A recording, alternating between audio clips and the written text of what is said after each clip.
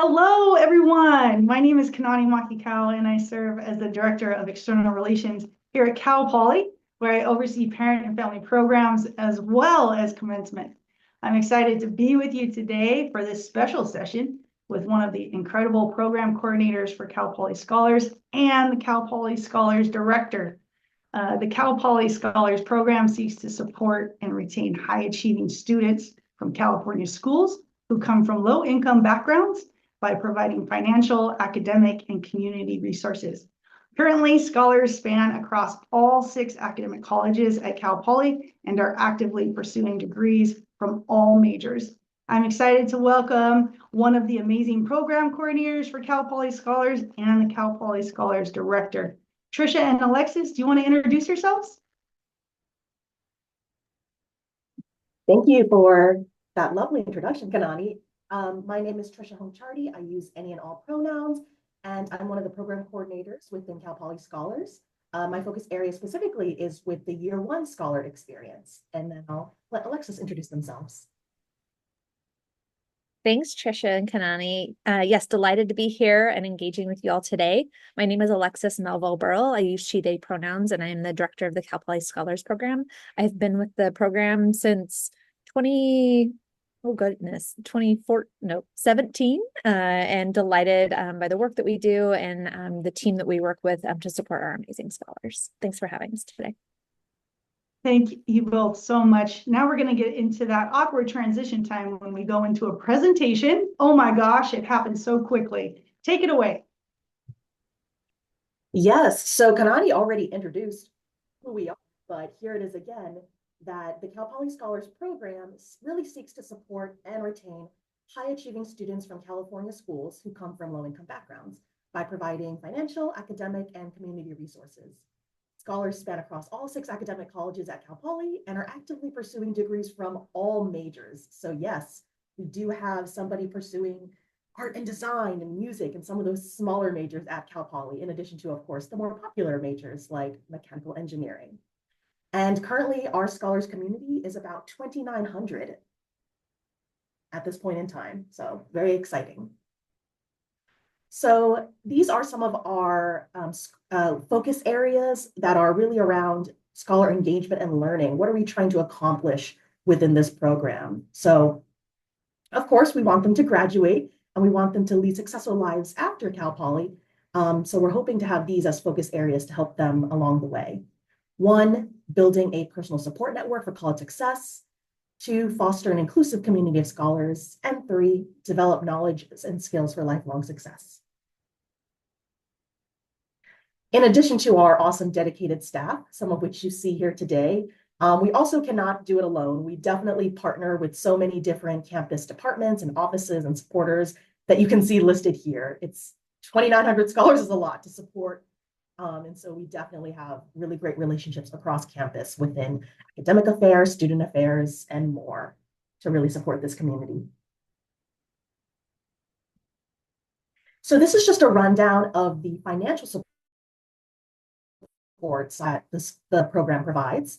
A big portion of it is a renewable annual scholarship that helps significantly reduce institutional fees, a new laptop that our scholars get to keep forever, to help support them. We know that that's really important to a college education, is having a working, functional laptop. So we definitely want to make sure we're providing that to the scholars.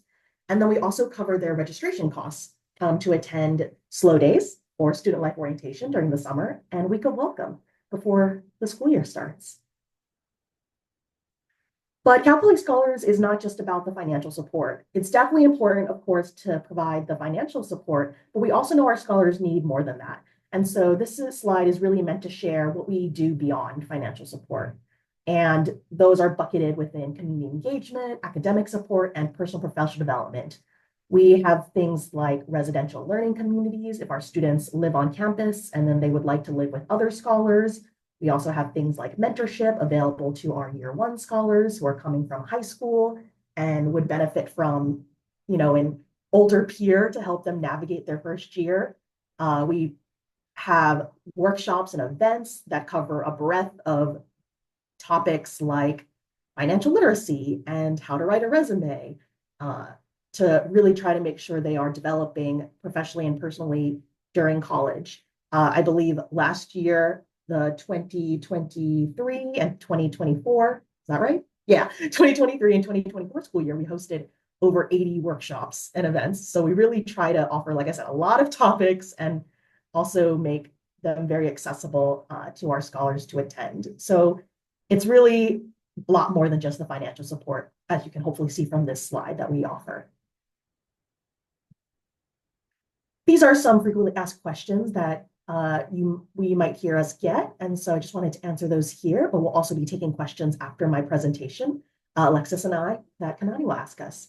But one FAQ is, how long is the scholarship available? Sometimes students think it's just maybe the first year or a one-time thing, but it's actually available during an entire scholar's undergraduate experience, up to 6 years. So whether it takes you 2, 3, 4.5, 6 years to earn your bachelor's degree, Cal Poly Scholars is here to support you. And then sometimes parents and supporters will ask us, how can I help my student? You know, and sometimes they're sending their first kid away for the first time to college, and they want to know, how can I still be helpful from afar? How can I help them succeed as a Cal Poly Scholar? And so we really like to say that if your student is struggling academically, personally, professionally, and they just don't know what to do, they don't know where to start, ask them, hey, have you talked to somebody from Cal Poly Scholars, one of the staff members? We may not have all the answers or be able to solve your student's problem, but we can definitely do our best to do what we can and redirect them to the right resources. As your students might experience once they do attend orientation and whatnot, there's a lot of resources on campus, and it can get overwhelming to try to remember them all. And so we are a really great place to start, so we can hopefully redirect them to, do you remember this resource? This actually exists. So I think that's a really great way to help support your students as a scholar, is directing them to us, and then we will direct them as needed to where they need to be. And then lastly, if you want to stay in touch with us or ask us any questions, you can either email us at cpscholars@calpoly.edu, or you can follow us on Instagram if you're on Instagram. But yeah, that is my spiel on what the Cal Poly Scholars Program is. Very good. Thanks so much, Trisha. It's always, you know, working on campus, you hear a lot about programs, but it's nice to know the details too, right? Because my team likes to communicate that with parents and supporters. And speaking of parents and supporters, we had some questions come in while your presentation was going. So I've been looking at them, trying to synthesize them, have a few questions that kind of are along the same lines. And I know that you went over it, Trisha, but it looks like a couple of these parents, this one says, my student isn't very good at getting out of their comfort zone. What are some of the ways that Cal Poly Scholars keep students involved with the program? Yeah, that's a great question. So first of all, there are things that we ask our students to commit to in order to maintain their eligibility for the scholarship. And so we will be politely pestering them like, hey, have you attended a scholars event yet? Or have you met with your mentor? Have you met with your transfer academic coach? So we will definitely be in touch with them to make sure that they are getting involved with the community. You know, we don't just give them the money and then say good luck. We really do try to have a touch point with them, make sure they're okay. We'll occasionally do outreach as well if they are maybe on academic probation or something. So we really try to check in on them and make sure they're doing okay. And as you saw as well, like, we work with so many campus partners, so we also definitely rely on those partnerships because it's a big community. So we can't touch them all individually, but we try to through our different partnerships for sure. One great example, I think, of a high touch point is our mentorship program. Right, for our incoming class, our cohort 2024, our first year students will all be matched with a mentor. You know, that is a upper level student who is there to kind of be an older sibling, help them navigate their first year. And we do ask that they meet with their mentor 3 times in their first year. And so that mentor will be checking in to make sure that those meetings get completed, but also being available for questions and maybe supporting them if they are not making friends or not finding their community. We definitely encourage, I supervise our mentors, and I definitely encourage them to offer like, hey, do you want me to go with you to that club meeting, or do you want to go to this event together? Just so they have at least one friendly face uh, that they can see on campus and have some connection. I just had a lot of things. Alexis, anything do you want to add to that question of what do we, if I think the question was, what do we do if we have a student who is maybe a little bit more reticent to get involved, or how do we try to get them out of their shell, out of their comfort zone? Trisha, you said all the right things and all the things. I don't know if I have anything to add, though I'll maybe expand a little. As Trisha mentioned, there are specific commitments, and so some of those are tailored to kind of the development level, the maybe anxieties, whatever that may be, as students are entering college or as they are at Cal Poly longer, that there are different things that they might need. And so we do try to tailor those components for those students, because as those the slide that Trisha shared earlier that showed about those focus areas, that we really are trying to make sure the students are building a personal support network for college success, fostering an inclusive community of scholars, and developing knowledge and skills for lifelong success. And so in doing those three, there is something for everyone at every level, whether you're an introvert or an extrovert, you're nervous or bashful, or you're just like the most out there person. We have people who are here to connect with whoever your student is. Oh, great. Thanks so much for talking through that. So much great information right there. There's so much that stuck out to me right there, but two things I wanted to mention is that in my experience on campus, scholar mentees are very proud of what they do. And they take it very seriously. And I actually got a chance to meet a Cal Poly Scholars mentor while I was teaching a University 100 class. And I was wondering, maybe talk about that resource a little bit. Are first year Cal Poly Scholars all required to take University 100? You want to take this, Alexis? Sure, I'll take this. And yes, all incoming students from high school are required to take the University 100 course. It's a first year seminar. It is really what's a peek behind the curtain of how to succeed in college, but specifically at Cal Poly. A lot of our students, as they're transitioning from high school, it can be a culture shock in more ways than one. And so trying to help build a community of students there, and while also learning of more effective ways of studying. So many of our scholars, they were top of their class, high achieving in their high school. And so we have this University 100 course to help them think, how might you need to study differently in college? Now, everyone is also as equally high achieving as you. It doesn't mean that you're not smart. You're still brilliant and wonderful. Let's just make sure you have the resources to succeed academically and socially at Cal Poly. Yeah, and can't stress how important that is for students to know what resources are available. I think maybe I think back on my undergraduate experience, and if I just knew a little bit more resources, I don't think I would have struggled so much in that first year going through a culture shock like you mentioned, Alexis. Okay, so I'm getting carried away because I'm so invested in this conversation that I need to get back to the parent questions here. Okay. Oh, this is about the residential learning community. And this parent thinks that their student didn't select to live in that learning community this year. Is that possible, or can someone select to live in a different one if they are a scholar? Sorry, that wasn't very clear. It's about the living, it's about the residential learning community, and this parent is concerned their student did not get into it, and now they would like them to. Yeah, so I'll try to tackle that. So, Alexis already mentioned those different commitments that we have for our students. And I will say that we have adjusted them each year, based on feedback and based on what makes sense for our population. Something new this year that I can only say for the academic year of 2024 to 2025, whenever this video is posted, this webinar lives on, that living in the Scholars RLC or residential learning community is optional. It's just if students want the choice to live with other scholars, with other students who may be from similar backgrounds as them, But some of them may feel that they would connect more with people in their college or with other identities like social justice or pride. And so we definitely want to give them the option to live with other scholars if they'd like. But again, if they would feel more of a connection with a different community, they're definitely welcome to.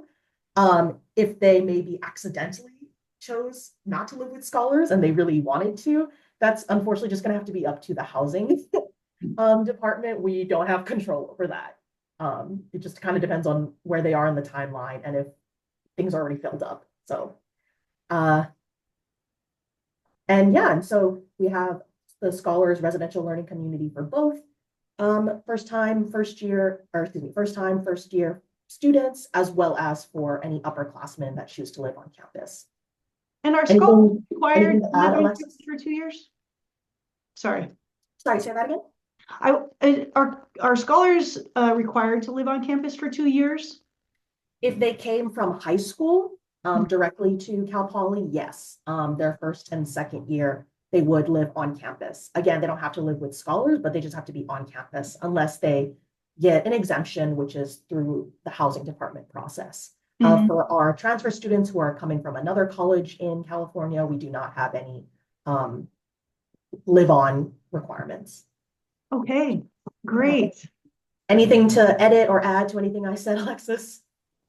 You've got it all. Why am I even here? Trisha's the expert here. Love it. Because you wanted to hang out. All right. Let's move on to the next question here. Okay, this parent is talking about, is there a physical space that scholars students can gather at? Is there a hub or a lounge area? Alexis, you want to tell them about E25 and also E4? Sure, happy to. Yes, so we have our Cal Poly Scholars main office. It is in a building very close to the University Union. And in that space, that is where most of our professional staff, their offices are. And so that's a great place. There's usually a student assistant right at the front to greet a student who walks in the door. Students come in, they can hang out. They'll occasionally there's music playing. There's a couch in there. There's a little sleeping that happens sometimes, a lot of studying, those types of things. And if they have questions, our professional staff team is right there. You'll often find a few of our students, and especially our student assistants in there. I think that's a good place for them to connect. And so even if your student walks in, whether a student assistant or a full-time staff member can be there to help answer their questions or just be like, hey, like, your Cheetos look good. Can I have some? And share like those talkies these days. Happy to share those things. And then last academic year, so the start of 2023, all the years are just combining right now. We were privileged enough to join forces with the EO Peer Educational Opportunity Program to offer a shared space for students of both of our programs to gather. It's a shared community space. There are a couple computers in there. So if your student doesn't want to lug their laptop around all day, but staring at their little phone isn't going to work for something they want to work on. There are a couple computers in there. There's a much larger couch where students are often studying, some whiteboards so students can do group studying together or individual study. And I'll say that right now, especially with the library offline, the physical space offline, that this has been a very popular hub for our students. It's fun walking by at 10 a.m. and already seeing it starting to fill up. And that is open most evenings past 5 p.m. on the weekdays. And so it helps account for student schedules as well. And you can find snacks in there, free Scantrons, free snacks for students. We want to make sure that students aren't having to run around. Oh, and printing. There's also a printer. My goodness, all the things. There's access to free printing for our Cal Poly scholars. And not to print a full textbook, but the essays here and there, their resumes for the career fair. Those are some of the free resources. Trisha, what did I miss? I think you covered everything. Yeah. So we have 2 spaces for our scholars to hang out and gather and study and whatnot within the same hallway, within the same building near the UU, like Alexis mentioned. Great. You mentioned EOP, the Educational Opportunity Program, Alexis. And is it possible for a student to be a part of Cal Poly Scholars and EOP? Indeed it is, yes. Um, and I think you'll have a webinar from them at some point. The slight difference is for EOP, you have to apply and be accepted to that program. And so it would require that to have taken place and to be offered a place in the Cal Poly Scholars Program. Both of those take place at the time a student initially applies and is accepted to Cal Poly, is when they would be notified of one or both of those. And we work very closely with the EOP staff to offer some joint workshops, some joint events, and they're just delightful to work with. We love our EOP colleagues. Excellent, excellent. That sounds great. Well, we're wrapping up here. I don't have any more questions coming in from parents and supporters. Well, I wanted to wrap this up by asking you both this one question. If you were to describe Cal Poly Scholars Program in one word, what is that word? And we'll start with you, Trisha. Thanks, Kanani. So I mentioned I am responsible for our mentorship program. I supervise and train our mentors. I also help organize when we have slow days, orientation over the summer, and I'll train our students who are going to work the booth at the resource fair to answer all the questions they're going to get. And one of the ways I train them is I just kind of test, like, what's their current knowledge? Like, if I were to ask you this as a parent or supporter, how would you answer without my official prompt? And I'll say, what is the Cal Poly Scholars Program? Because a lot of folks confuse us with honors and whatnot, and they're like, what is this? They just come to our tent and they're curious. And I have my official spiel of that we've seen a couple of times of, oh, we are a program that supports this population and this is what we do. But when I ask the student assistants when we're training them, like, their personal kind of immediate definition is it's a community. And I think that really does capture at the core what it is like beyond all the like official words and spiel that we have. I think at the core, it's a community. It's just a community of people that are here to support you throughout your college experience and help you succeed, cry with you, laugh with you, and help you be successful within college and then hopefully after as well. So I'd say community for sure. Thank you. Alexis? Well, that's the word I was going to say. So, Trisha, I love your example and just getting the student voice in there, that is what our students also say about it. So I'm going to take it a slightly different way. As it's not going to be one word. I'm so sorry, Kanani, but our vision for scholars is to ensure an equitable and enriching educational experience for scholars. And part of that is developing the community that accepts them for who they are, that empowers them, that celebrates with them, that cries with them, as Trisha shared. And so if I were to add a word, is that something we're striving for is also that we're focused in equity. We want to make sure that each student is seen for who they are and has access to the resources and support that they need. And so that is part of our larger community. We still have some ways to go, the whole world does, but that is something that we are grounded to make a lot of our decisions on, to support those scholars and our community. Thank you both. Listening to you describe Cal Poly Scholars and the way that this program supports students, I'm sort of struck by that. And I just wanted you both to know that as a colleague on campus, it's all reflected in the way that Cal Poly Scholars move through campus, where you see mentors and mentees, really peer-to-peer learning from Cal Poly Scholars. You see scholars at events together at events. So everything that you just said that really sticks out to you, the one word or 17, it really shows across campus. And I just want to thank you both for the incredible, amazing work that you do over there at Cal Poly Scholars. It's clear that your program plays a vital role in supporting our students' success here at Cal Poly. So as we wrap up, I want to remind everyone that the resources and guidance offered by Cal Poly Scholars are designed to help students thrive both academically and personally. If you have any further questions or need more information, please contact the Cal Poly Scholars team. And thank you all for joining us today. And a special thanks again to Trisha and Alexis for your time and expertise. Thanks for having us, Kanani. So having us.